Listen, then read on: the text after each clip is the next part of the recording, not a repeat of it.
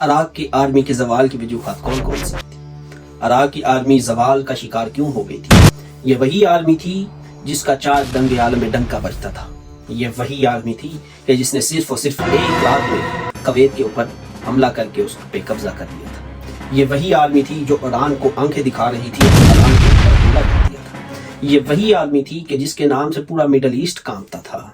یہ وہی آرمی تھی جو جدید اسلحے، آرٹلری، ٹینک سے نہ لیس تھی بلکہ جدید کیمیکل ہتھیاروں سے بھی بھرپور تھی۔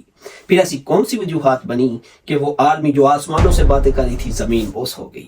جو آرمی کا پورے مڈل ایسٹ پہ ایک روب اور دبدبا تھا وہ اپنے کنٹری میں ہی زوال کا شکار ہو گئی تھی۔ وہ ایسی کون سی وجوہات تھی؟ تو چلتے ہیں آج کی اسی ویڈیو پہ، اسی ٹاپک پہ بات کرتے ہیں۔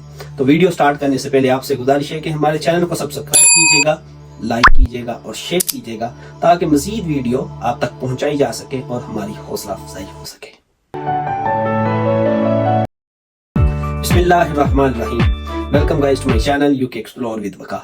تو آج کی ویڈیو کا ٹاپک تو آپ جان چکے ہیں کہ عراق کے آرمی کی زوال کی وجوہات کون کون سی تھیں۔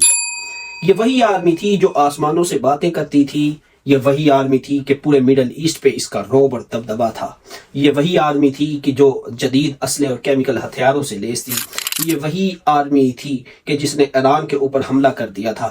یہ وہی آرمی تھی کہ جس نے آج کی جدید دور کی سب سے مضبوط معیشت کویت جیسے ملک کے اوپر ایک رات کے اوپر قبضہ کر لیا تھا۔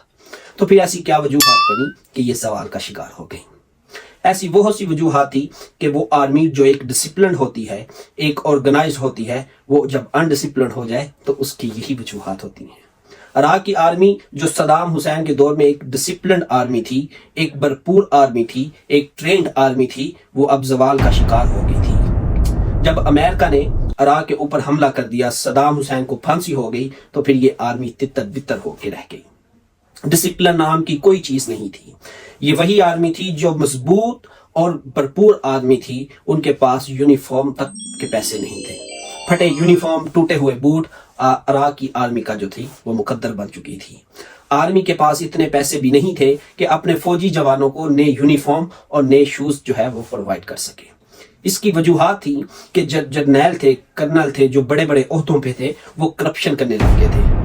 کرپشن اس حد تک بڑھ گئی تھی کہ آرمی جو لوگوں کو تحفظ دیتی ہے، تحفظ کا ذمہ ہوتا ہے، وہ آرمی جو تھی وہ میکنگ منی بن چکی تھی۔ وہ پیسے بنانے کی مشین بن چکی تھی۔ وہ غریب لوگوں سے، امیروں سے، بزنس مین سے، یہاں تک کہ ہر ایک گھر سے جو تھی وہ پیسہ لیتی تھی۔ تو وہ آرمی جو لوگوں کو حفاظت دیتی تھی وہ خود جو تھی وہ زوال کا شکار ہو گئی تھی۔ اس کی سب سے بڑی وجہ کرپشن، برائبری، بطاخوری تھی۔ یہاں تک کہ اگر عراق کی آرمی کسی جگہ پہ، کسی محاذ پہ لڑ رہی ہوتی تھی تو آرمی کو فوڈ چین کی سپلائی بھی میسر نہیں تھی۔ اگر ایک وقت میں 600 لوگوں کا کھانا چاہیے ہوتا، وہ 600 لوگوں کا کھانا بنتا تھا، پیک ہوتا تھا، ٹرکوں پہ لوڈ ہوتا تھا، لیکن جاتے جاتے صرف 200 فوجیوں تک، 200 جو تھے آرمی کے سولجر تک، ان تک پہنچایا جاتا تھا۔ کرپشن کی لت اس حد تک لگ چکی تھی۔ اگر کوئی بزنس مین کوئی انویسٹ کر رہا تھا یا انویسٹ کرنا چاہتا تھا تو اس سے پہلے بتا دینا پڑتا تھا، اور جو بزنس مین وہاں پہ کام کر رہے تھے، امپورٹ کرتے تھے، ایکسپورٹ کرتے تھے، آرمی ان سے بتا لیتی تھی، ادروائز ان کو تھریٹ کرتی تھی کہ ہم تمہیں جان سے مار دیں گے اگر تم نے اتنی اماؤنٹ ہمیں نہ پہنچائی۔ کرپشن کی لت اس حد تک بڑھ چکی تھی۔ یہی وجوہات تھی جو آرمی کے زوال کا سبب بنی تھی۔ نہ صرف اتنا بلکہ اگر کوئی آرمی کے اندر ویکینسی آتی، پہلی بات تو کوئی ویکینسی آتی ہی نہیں تھی۔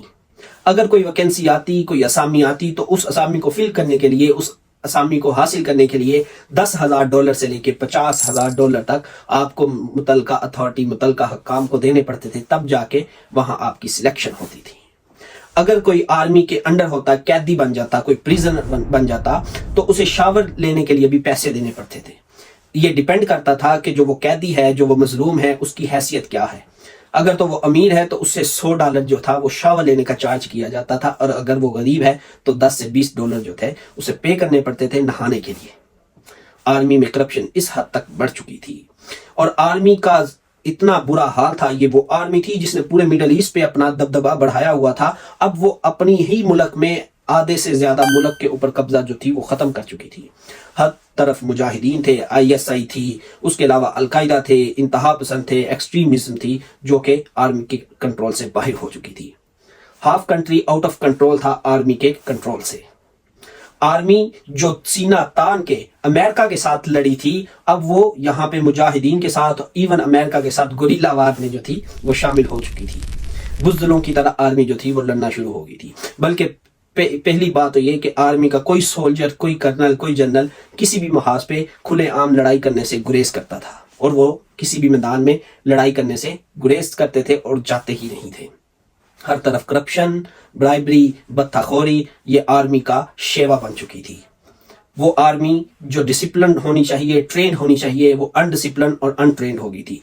इवन के लिखने वाले लिखते हैं कि जो ISI, al Qaeda, Taliban extremism group थे वो ज्यादा ट्रेन थे इन स्पाइट ऑफ के इराक की आर्मी के। यही वजूहात थी जो इराक की आर्मी के जवाल की सबब बनी और उनकी वजूहात बनी। अब आर्मी के पास ना तो पैसे थे, ना फूड था, ना यूनिफॉर्म थे, ना शूज थे, और जो पैसे भी थे वो आर्मी के अंदर ही जनरल कर्नल में बंटवारा हो जाता था। आर्मी को अगर पब्लिक फंड दिया जाता या अगर पब्लिक फंड कोई एजुकेशन के लिए होता तो आर्मी उनको थ्रेट करके, मिनिस्ट्रीज को थ्रेट करके वो खुद हथियार लेती थी। आर्मी जो लोगों का मुहाफिज होती है वो लोगों को जान का ड्रावा दे के उनसे पैसे लेने का सबब बन चुकी थी। ये सारी वजूहात थी जो आर्मी के जवाल का शिकार बनी और इराक की आर्मी तितर बितर होकर रह गई। इराक की आर्मी के पास ऐसा कोई सोर्सेज नहीं था कि वो मुल्क को संभाल सके, दहशत गर्दों के साथ मुकाबला कर सके और अपने मुल्क के लोगों, बासियों और शहरियों को एक अच्छी और पुरअमन जिंदगी दे सके। ऐसी कोई चीज भी इराक की आर्मी के पास नहीं थी। वजूहात सिर्फ बत्ताखोरी, करप्शन, अनडिसिप्लिन, अनट्रेंड और जो हर तरफ से माल बनाने की थी। तो उम्मीद करता हूँ आज की ये वीडियो आपके लिए काफी इंफॉर्मेटिव होगी, आपको पसंद आई होगी और आपके नॉलेज में इजाफा हुआ होगा। तो अपना ख्याल रखिएगा। जाने से पहले हमारे चैनल को सब्सक्राइब कीजिएगा, लाइक कीजिएगा, शेयर कीजिएगा ताकि हमारी हौसला अफजाई हो सके। और अपना ख्याल रखिएगा गाइस। Take care. अल्लाह हाफिज।